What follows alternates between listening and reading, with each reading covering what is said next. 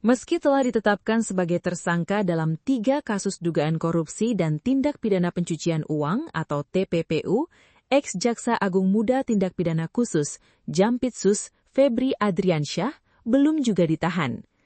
3 kasus tersebut adalah dugaan korupsi dan tindak pidana pencucian uang TPPU berkaitan batubara pembangkit listrik tenaga uap, PLTU, PT Asabri, dan PT Krakatau Steel. Belum dilakukan penahanan kan informasinya, kata PLT Jampitsus Rudi Margono, Sabtu 11 Juli 2026. Alasan Febri belum ditahan salah satunya karena pemeriksaan belum dimulai. Rudi menjelaskan, Kejaksaan Agung atau Kejagung saat ini baru menerima pelimpahan administrasi perkara dari Korps Pemberantasan Tindak Pidana Korupsi atau Kortas Tipikor Mabes Polri.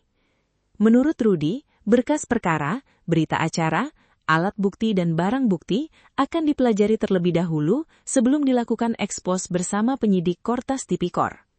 Baru akan dimulai ya. Nah, teknisnya baru hari ini kita terima. Kita pelajari dulu, kita buka alat buktinya, barang buktinya, kemudian terkait unsur materialnya bersama-sama Kortas Tipikor, jelasnya. Selain belum memeriksa Febri, Kejagungan juga belum mengonfirmasi keberadaan ex-Jampitsus tersebut. Rudi menjelaskan, informasi tersebut belum didapat Jampitsus lantaran masih sibuk dalam proses transisi setelah Febri menyatakan diri mundur dari jabatan Jampitsus. Rudi mengatakan dirinya belum memperoleh informasi apakah Febri masih berada di rumah dinas atau di lokasi lain setelah mengundurkan diri dari jabatan Jampitsus. Saya belum tahu, karena ini kan kita masih sibuk ini tadi, kata Rudi saat ditemui di Gedung Kejaksaan Agung, Jakarta, Sabtu 11 Juli 2026. Direktorat Jenderal Imigrasi, Kementerian Imigrasi dan Permasyarakatan, mencegah ex-Jaksa Agung Muda Pidana Khusus, Jampitsus, Febri Adriansyah, dan pihak swasta Don Rito bepergian ke luar negeri usai ditetapkan sebagai tersangka dalam 3 kasus korupsi.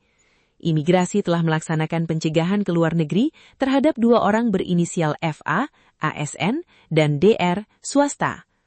Tindakan tersebut dilakukan berdasarkan permohonan dari Direktorat Reserse Kriminal Khusus atau Ditreskrimsus Mabes Polri melalui sulat nomor B-7-7-3-7-7-7-3-3-2026-Ditreskrimsus tertanggal 11 Juli 2026, kata Dirjen Imigrasi Hendarsam Marantoko.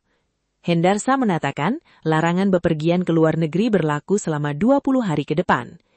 Pencegahan ke luar negeri tersebut berlaku sesuai dengan ketentuan yang berlaku, ujarnya. Dia mengatakan, imigrasi berkomitmen mendukung proses penegakan hukum dengan melaksanakan setiap permohonan pencegahan yang diajukan oleh aparat penegak hukum sesuai peraturan perundang-undangan.